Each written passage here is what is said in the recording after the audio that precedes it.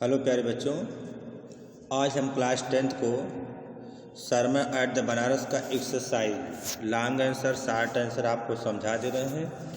आपके स्क्रीन पर हम आपको एक्सरसाइज सही समझा के सेंड कर दे रहे हैं।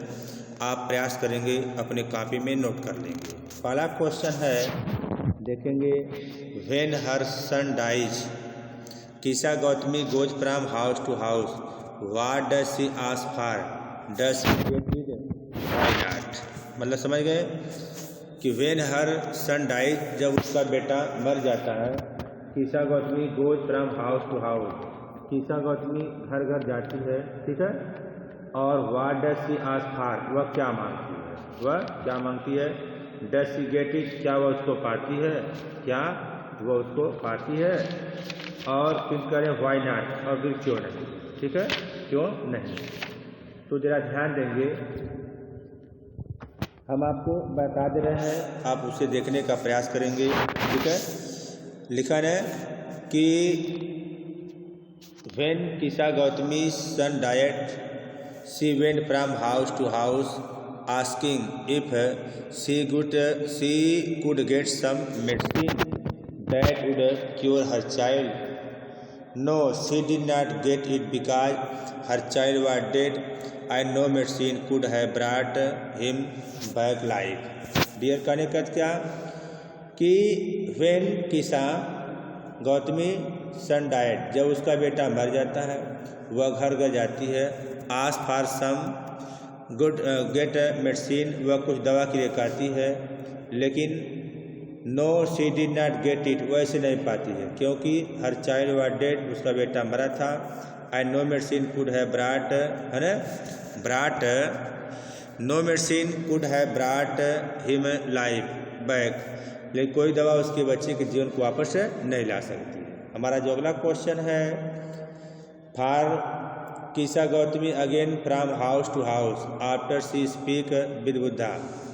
Kisa Gautami again goes from house to house, Kisa Gotami पुनः घर घर जाती है, after she speaks with Buddha, Buddha से बात करने के बाद, अर्थात बुद्ध से मिलने के बाद। तो what does she ask for, वह क्या कहती है, द सेकेंड टाइम अराउंड, दूसरी बार। और डज शी गेट इट, क्या वह उसे पाती है, वाई नॉट। कहने मतलब क्या कि Kisa Gautami again goes from house to house, ठीक है, किसा गौतमी पुनः जो है घर घर जाती है, ओके डियर। और देखिए क्वेश्चन सेम वही है, बस थोड़ा सा केवल अंतर है। वह घर घर जाती है after she speak with Buddha, Buddha से बात करने के बाद। What does she ask for, वह क्या कहती है सेकेंड टाइम में। डज शी गेट, क्या वह पाती है, व्हाई नॉट। तो आप लिखेंगे कि व्हेन शी मेट बुद्ध, जब वह बुद्ध से मिलती है, she asked to get a handful of mustard seed from house, वह से एक घर से सरसों का एक मुट्ठी भर बीज लाने के लिए कहा गया। Where no one had lost a child husband और पेरेंट्स आर फ्रेंड, जहाँ पर कोई अपने बच्चे, अपने हस्बैंड, अपने माता पिता या अपने दोस्त को न खोया हो। She went from house to house, वह घर घर जाती है, but could not get the mustard seed, लेकिन वह मस्टर्ड का सीड नहीं पाती है, क्योंकि there were not single house, कोई भी ऐसा घर नहीं था, where one had died in the family, जहाँ उस परिवार में कोई मरा ना हो, ठीक है। तो आंसर आपको हो जाएगा। हमारा अगला क्वेश्चन है, what does Kisa Gautami understood the second time, दूसरी बार में किसा गौतमी क्या समझ आती है, that she failed to understand the first time, जो परिवार समझने में असफल जाती है।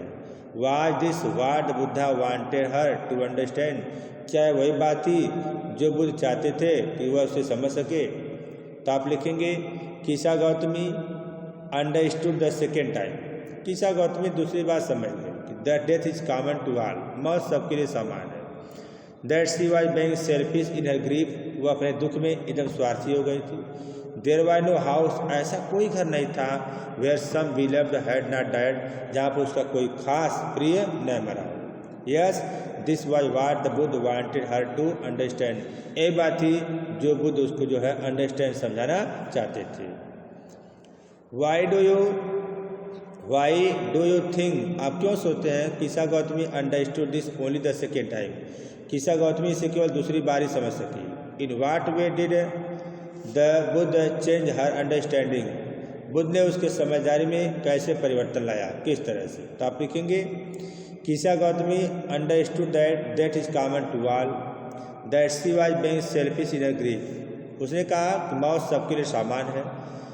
She was being selfish in her grief, वो अपने दुख में स्वार्थी हो गई थी। She understood this only the second time, यह बात केवल दूसरी बार समझ सकी। बिकॉज क्योंकि it was then that she found that there was not a single house where some beloved had not died, क्योंकि पा गई ऐसा कोई घर नहीं था जहाँ पर कोई उसका खास प्रिय मरा न हो।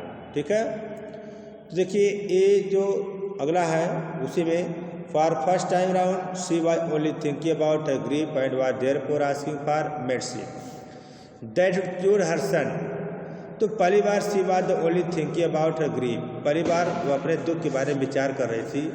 And therefore asking for medicine, वह दवा के लिए कह रही थी कि वुड क्योर हर सन, वह दवा उसके बेटे को ठीक कर देगा।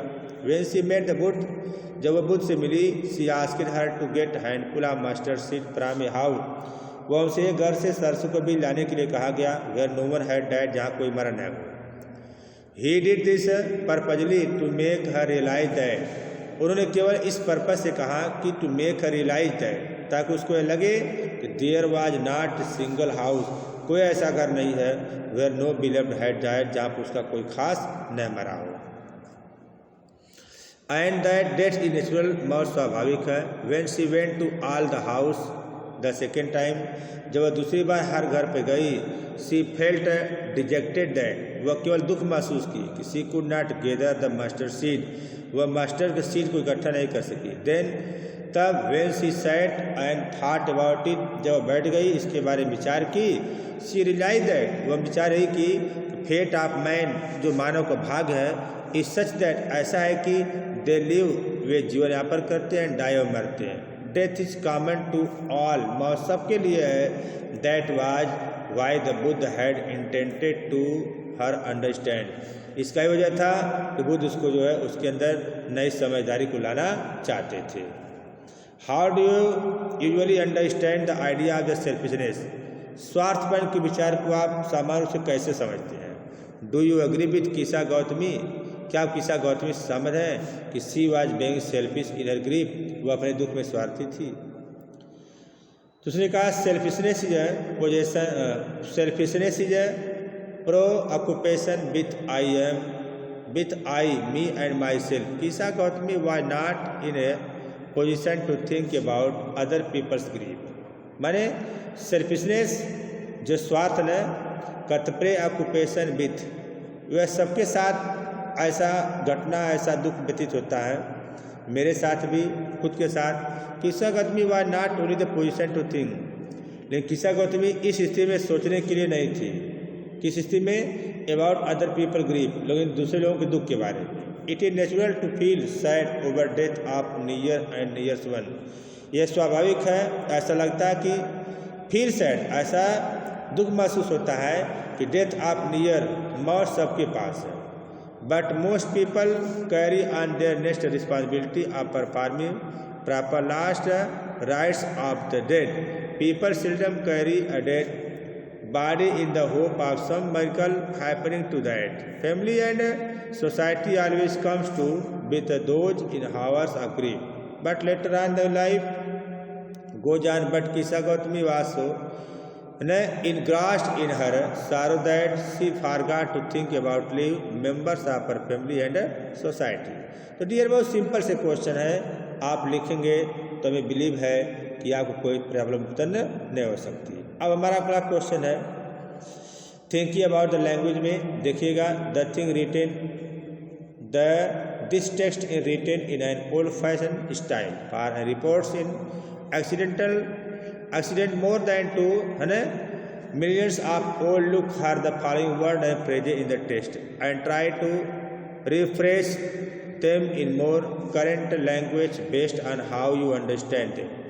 Question है give 3 medicine for thy child, pray tell me. Kisa repaired to Buddha, there was no house but someone had died in it. Kisa किस मैन मार्क। तो आंसर है, देखिए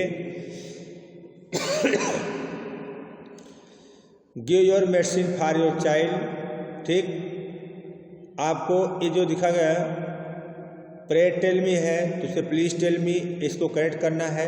आप इस सेंटेंसों को करेक्ट कर लेंगे। करेक्ट करने के बाद देखिए ये सभी क्वेश्चन जो दिए गए हैं ये सब के सब आपके लिए हैं। आप इस पर ध्यान देखेंगे तो सब क्वेश्चन आपको लिखने में आसानी होगा। फिर अगला क्वेश्चन देखो, MCQS क्वेश्चन जो होता है, क्वेश्चन में वाई कीसा गौतमी सैड, कीसा गौतमी क्यों दुखी थी, तो आप उसमें आंसर ढूंढ लेंगे। ठीक है, आंसर भी दे दे रहे हैं आपको। देखिए आंसर मिल गया, her only son died. Question 2 है, where did Buddha preach her first sermon, Buddha ने अपना पहला उपदेश कहाँ दिया था, तो आंसर बच्चे ढूंढ लेंगे। ठीक, बनारस में। क्वेश्चन 3 है, what is the world affected with, संसार किससे अफेक्टेड है, तो क्वेश्चन देखिए डेथ एंड डीके से। What does the ripe fruit fear, what does the ripe fruit fear, तो डियर आप लिख लेंगे फॉलिंग डाउन से। फल किससे डर होता है, वही दिया है। Where did Buddha sit, Buddha कहाँ बैठे थे, आप आंसर ढूंढ लेंगे, है ना, फिग ट्री के पास।